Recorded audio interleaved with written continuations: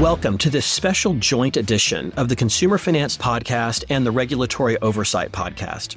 I'm Chris Willis, the co-leader of Troutman Pepper's Consumer Financial Services Regulatory Practice, and we're bringing you this podcast today to talk about what we think the reaction of state regulators and legislatures will be to events that are going on at the CFPB. And this is a topic that's evolving very quickly. There are changes and activities going on at the CFPB that are changing seemingly on an almost hourly basis. So we're not going to try to summarize those because it'll probably be obsolete by the time we post this episode. But what's not going to change, we think, is the reaction of the states to this situation as it unfolds. And that's what we want to talk to you about today. And I'm joined by several of my colleagues to talk about that. Now, one of the things that I love most about being at Troutman Pepper Locke is the very close collaboration that we have between our Consumer Financial Services Practice Group and our RISE Practice Group, which contains our State Attorney General practice. We work together constantly on matters involving the consumer financial services industry, and we both believe that this is going to be a time when the states are going to be very motivated to assert themselves in the consumer financial services industry. And that's why we're doing the podcast today. So joining me in the podcast are several of my colleagues. Stephen Piepgrass, who's the practice group leader of our RISE practice group, which RISE stands for Regulatory Investigation Strategy and Enforcement. Stephen's the practice group leader of that. We've also got my colleagues from Consumer Financial Services, James Kim and Jesse Silverman, both of whom used to be at the CFPB in enforcement prior to being in private practice. And Jesse has a lot of background also as a state financial services regulator, which I think makes him very qualified to comment on what we're about to talk about. And then we also have Lane Page, who's an associate in both groups who works on financial services matters, both on state and federal enforcement and compliance matters all the time with all of us. So everybody, welcome to the podcast. And let's just jump in and start talking about what we think the state reaction to this will be. Jesse, let me start with you. There's been a series of actions by the incoming administration that I think we could accurately describe as evidencing some significant hostility to the CFPB and a desire to curtail its operations. We don't know exactly where that's going to land, but I think that sentiment is clear. What do you think the sort of psychological reaction of state regulators will be to this set of developments as it's unfolding?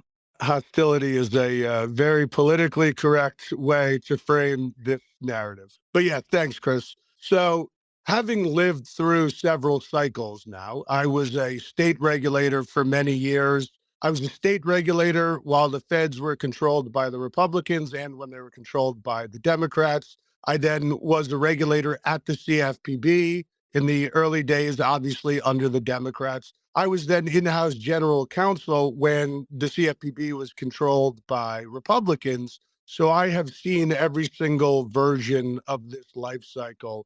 And there's definitely some trends, right? And we can see, as you noted, there's the hostility.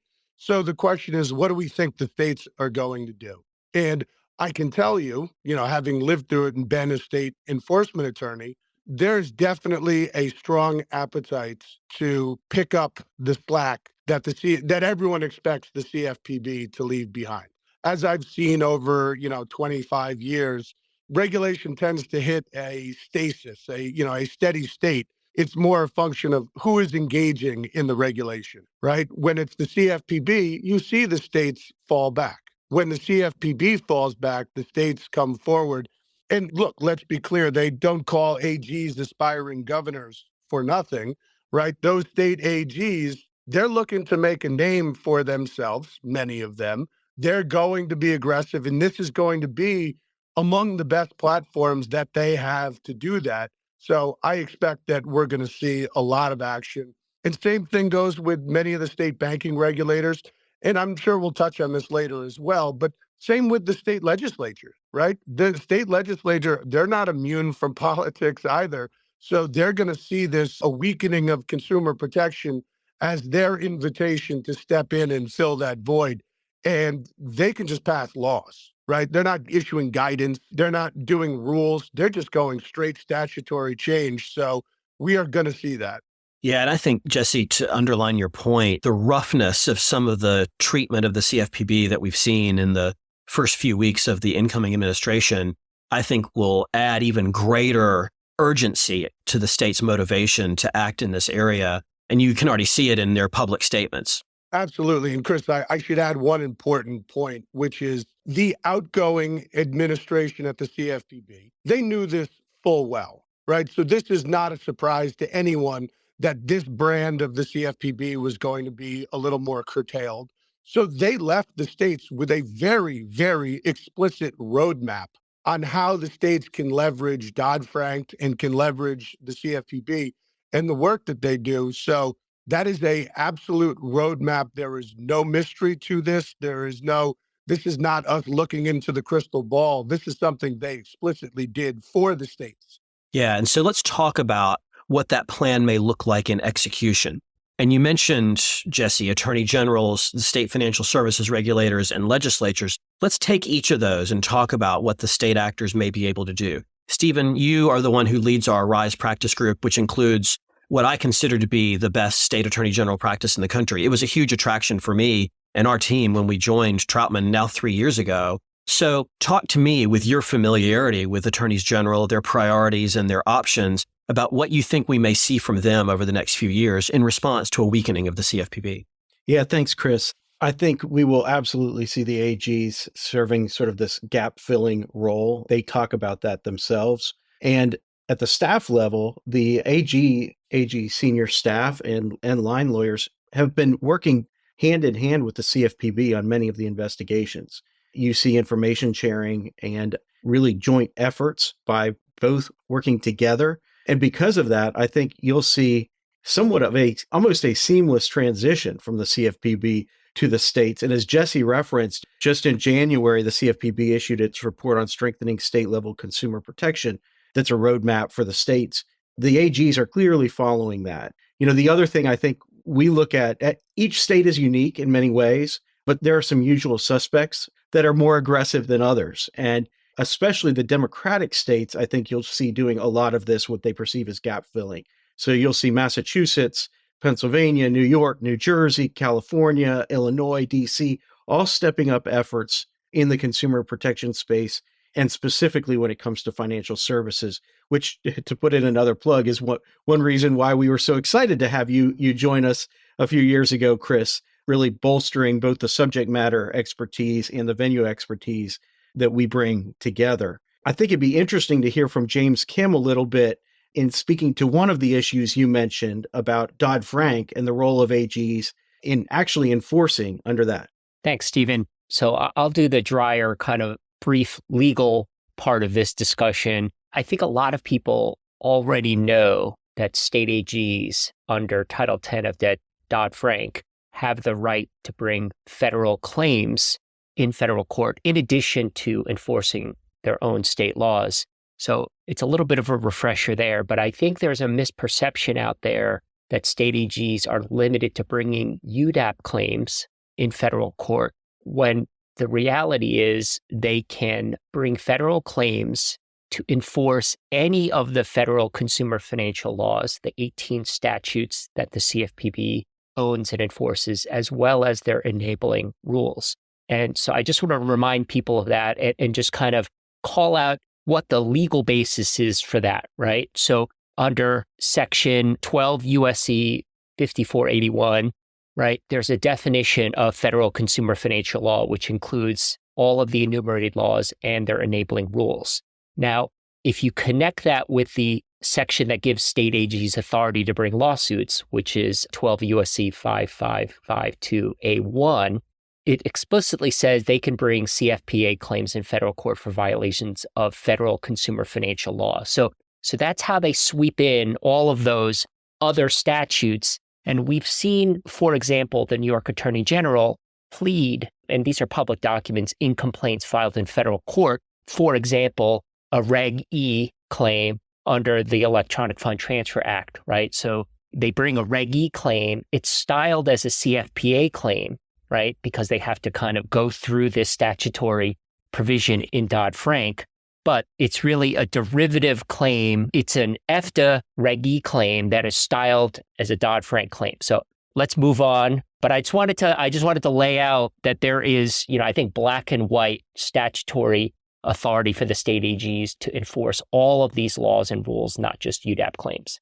I just want to draw one other piece of connective tissue here just to highlight this connection, which is several of our former CFPB enforcement attorney colleagues are in fact staffing those attorney general offices, right? You can look in Pennsylvania, you can look in Washington, you can look in California.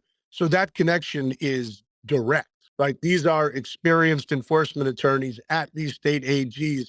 They know what they're doing.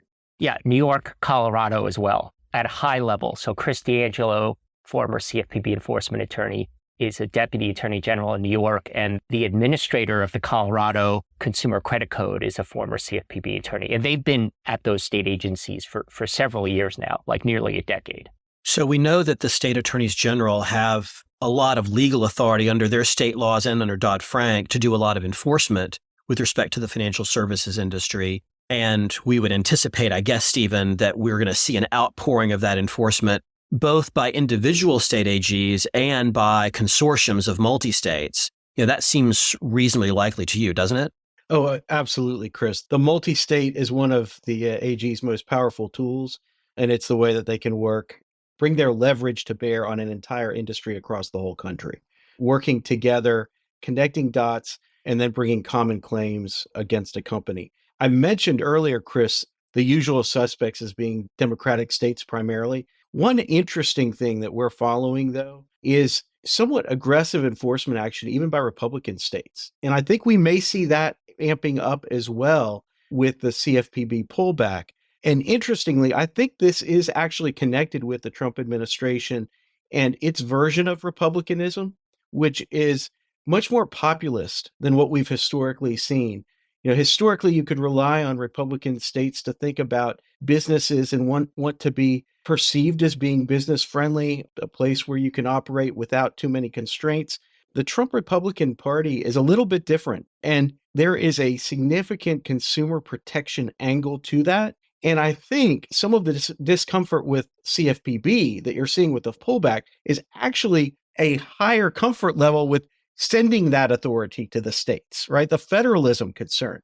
If that's behind some of what's behind this pullback, I think we'll actually see a ramp up in enforcement actions, not just by the Democratic states, but by the Republican states as well, really pushing on that populist angle. And, as I hear you say that, Stephen, I'm thinking about Texas. Texas, I think, is a perfect example of this. 100%. It's a perfect example. So let's move on to the next category of state regulators. And James, I'm going to turn to you to start with on this. There are a number of state financial service regulators like New York and California that are very active, both in terms of examinations and enforcement. And then there are others who aren't quite as active. What do we think might happen with them as a result of the potential curtailment of the CFPB's activities? And what can they do? I think pretty much everything that's been said about state AGs apply to state banking regulators, right? It's typically the same blue state agencies, but we do see red and purple state banking regulators being aggressive, Texas being a good example. I also want to highlight the relationships. So a lot of the examiners at the CFPB came from state banking regulators and vice versa. So you have long-standing personal and professional relationships. And then there are actual rules in place that allow for and govern the information sharing between the CFPB and state banking regulators. So people may think to themselves, well, CSI, confidential supervisory information, has high levels of protection, shouldn't be shared, are not public. That's all generally true, but there are, explicit rules in place that allow the CFPB to share information with federal banking regulators as well as state banking regulators. And Chris, I know you had some thoughts on that.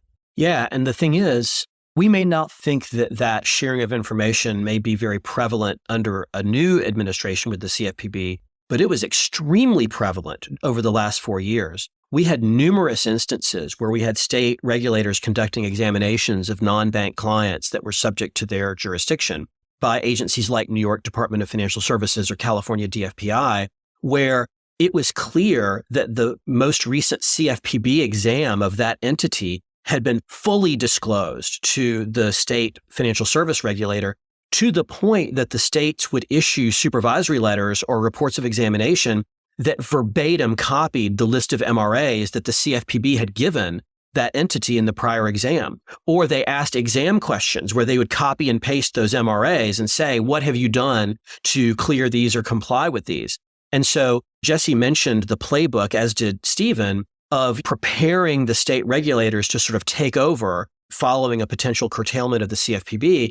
And I really think it's important for our listeners to understand that that didn't just happen with the AGs. It was actively going on with information transfers to the state financial service regulators prior to the administration change, which makes them very much in a position to continue to follow up on and pick up the ball where the CFPB left it off. And Chris, I just want to draw another corollary. Like Stephen mentioned, the multi-states and the power and the leverage that comes from that among the AGs.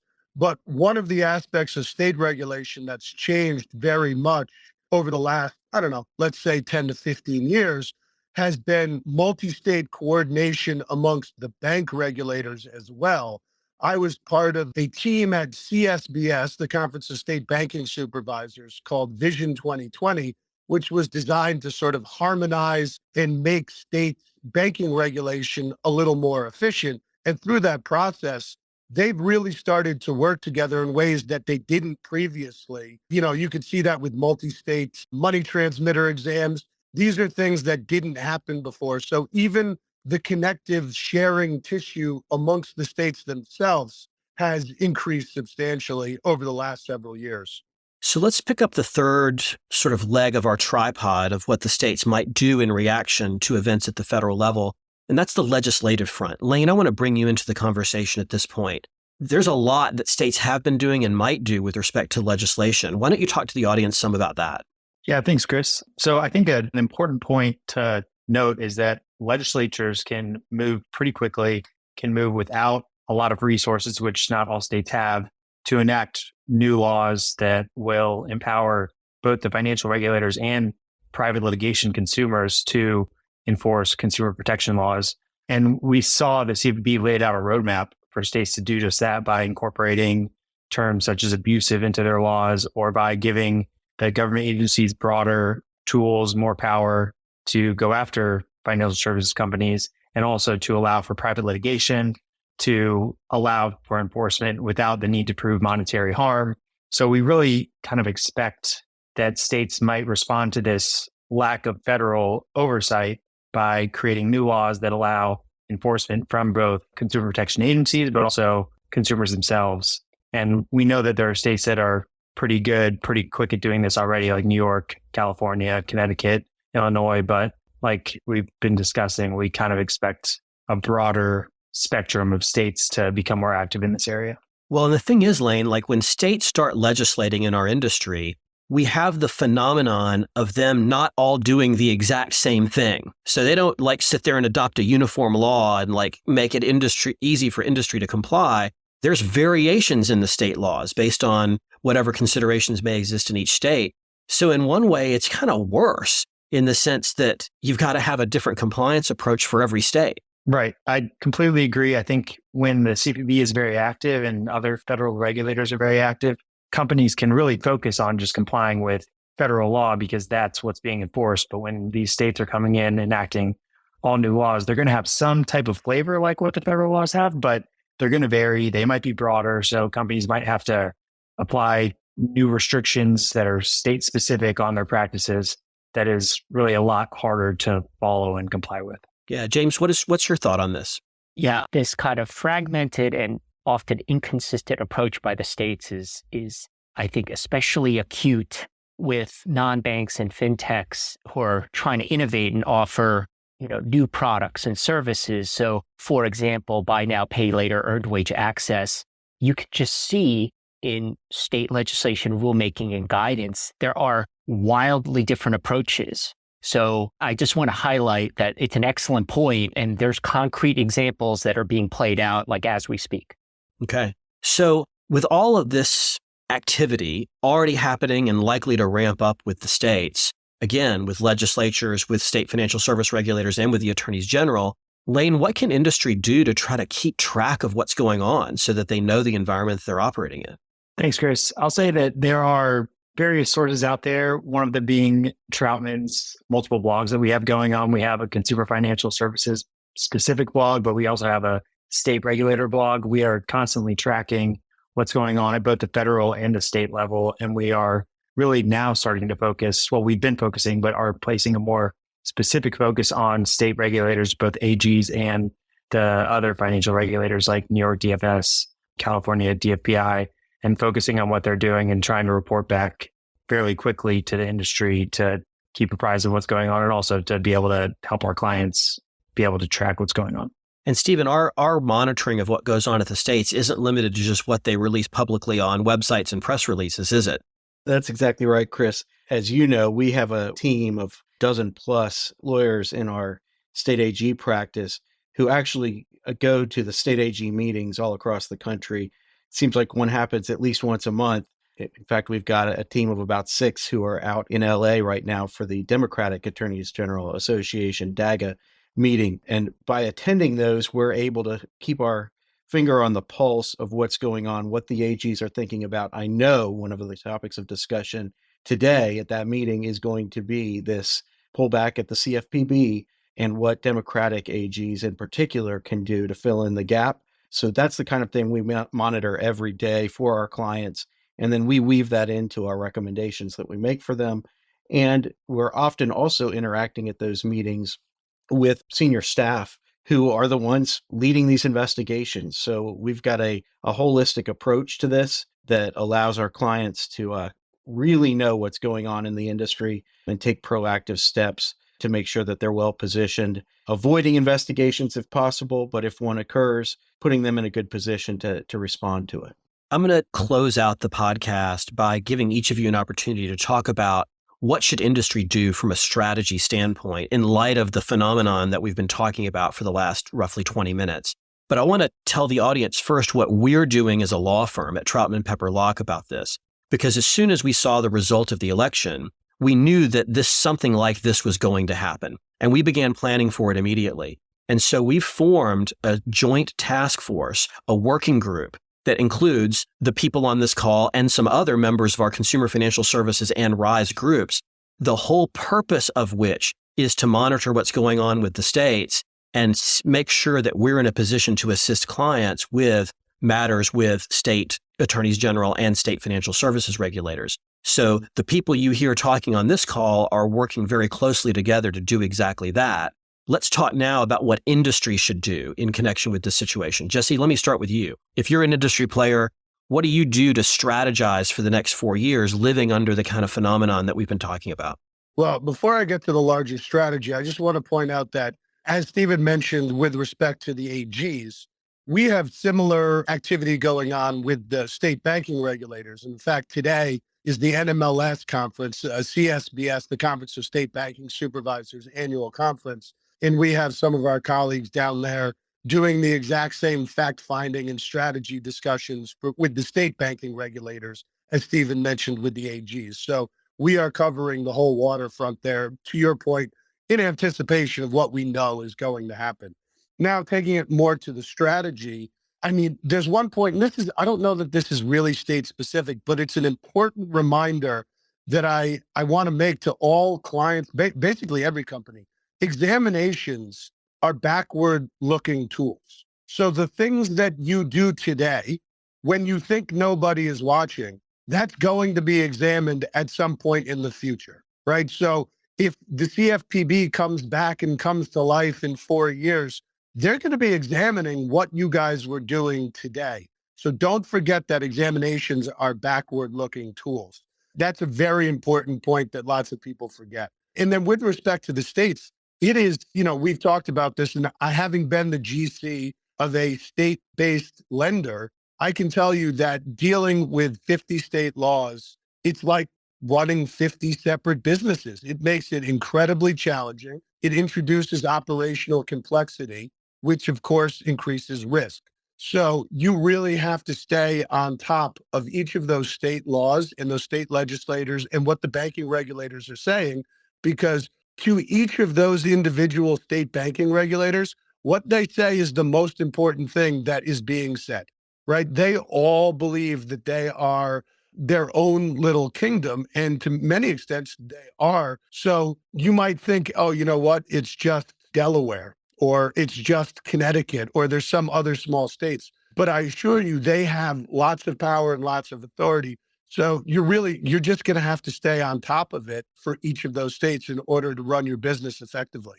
James, let me turn to you next. What kind of words of wisdom would you share with the industry to take account of the situation that I think we're going to be facing over the next few years? Well, I think the overall headline and theme here is to remain vigilant and not get complacent. But I think more specifically and practically, complaints, I think, remain one of the key ways that you can draw unwanted attention to yourself. So with the focus that we're having with state agencies, I'd say any complaints that you think touch or are routed by or may be seen by a state AG or state banking regulator should get extra special white glove attention.